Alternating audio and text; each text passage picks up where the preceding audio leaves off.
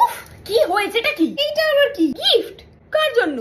আমার। আজকে mother's day নয়, আমার জন্মদিন নয়, বেকার বেকার গিফট কেন? এইটা কেনার আগে তুই কাকে জিজ্ঞাসা করেছিস? কাউকে জিজ্ঞাসা করার দরকার নেই, অনেক বড় হয়ে গেছিস। বল না, নিজের টাকা দিয়ে কিনেছিস মানে কি? এখন থেকে আমার তোমার শুরু হয়ে গেল?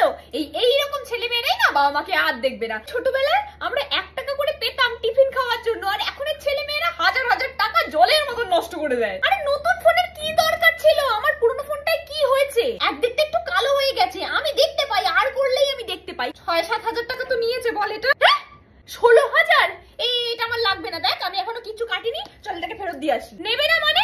কেন নেবে না? এই চল আমি যাচ্ছি, আমি গেলে নেবে। তোকে নির্ঘাত ঠকিয়ে দিয়েছে। এখনকার ছেলে মেয়েদের পয়সার কোনো ভ্যালুই নেই। আমাদের মতন মধ্যবিত্ত ঘরে একটা জিনিস কেনার আগে 10 জনকে জিজ্ঞাসা করতে হয়, আর তুই কাউকে জিজ্ঞাসা না করি এত দামি জিনিসটা কিনে আনলি।